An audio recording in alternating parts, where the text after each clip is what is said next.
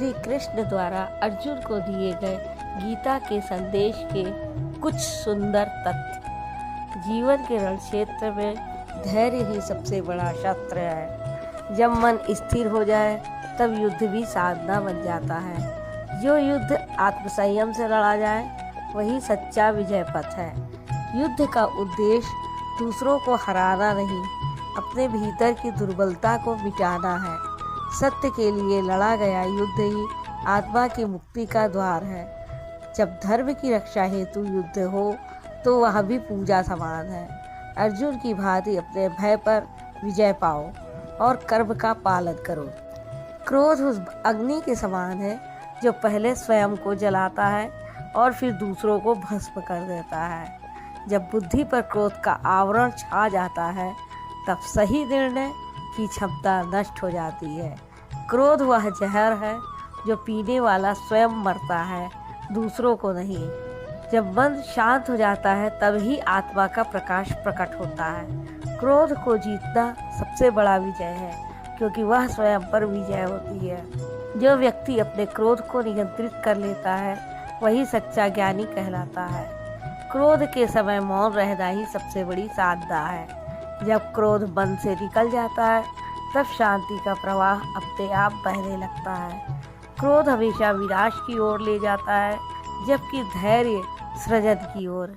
बुद्धिमान व्यक्ति क्रोध नहीं करता क्योंकि वह जानता है कि यह अज्ञान का प्रतीक है। आत्मा स्थिर होती है तब कोई भी क्रोध उस पर प्रभाव नहीं डाल सकता।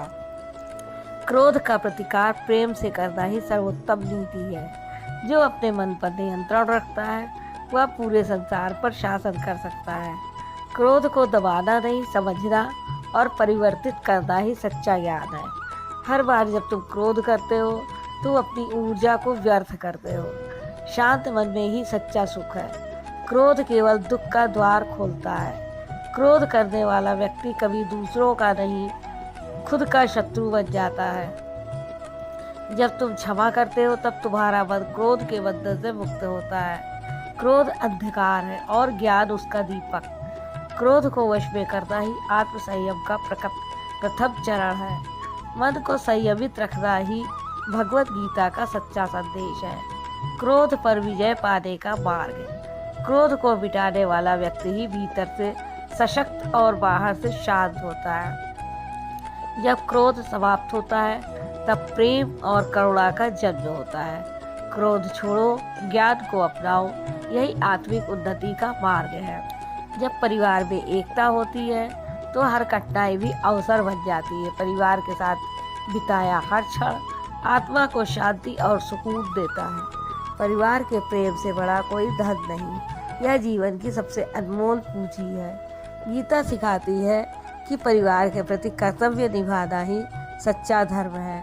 जब परिवार में सम्मान और स्नेह होता है तब जीवन स्वर्ग समान हो जाता है। परिवार वह नींव है जिस पर जीवन की इमारत खड़ी होती है। प्रेम, विश्वास और त्याग से बना परिवार जीवन का सबसे सुंदर उपहार है। परिवार का साथ हमें हर विपत्ति में शक्ति देता है। जब परिवार संग हो तो अकेलापन भी उत्सव बन जाता है। गीता कहती है, अपने परिवार के प्रति निष्ठा ही सच्ची पूजा है। जो परिवार का आदर करता है वही जीवन में सच्ची सफलता प्राप्त करता है। परिवार के बिना जीवन अधूरा है, जैसे बिना संगीत के गीत। हर रिश्ते से प्रेम का भाव ही परिवार को जोड़ता है। जब मन शांत और सहृदय प्रेम से भरा हो तब परिवार स्वर्ग बन जाता है। परिवार के बंधन में हमें धैर्य, सेवा और समर्पण की सीख देते हैं। गीता बताती है कि परिवार का सम्मान करना ही आत्मा का संतुलन है। परिवार के प्रति सच्ची निष्ठा जीवन में सुख और शांति लाती है। प्रेम और सहयोग का संगम ही परिवार का असली स्वरूप है। परिवार वह शक्ति है जो हर गिरावट के बाद फिर से उठना सिखाती है।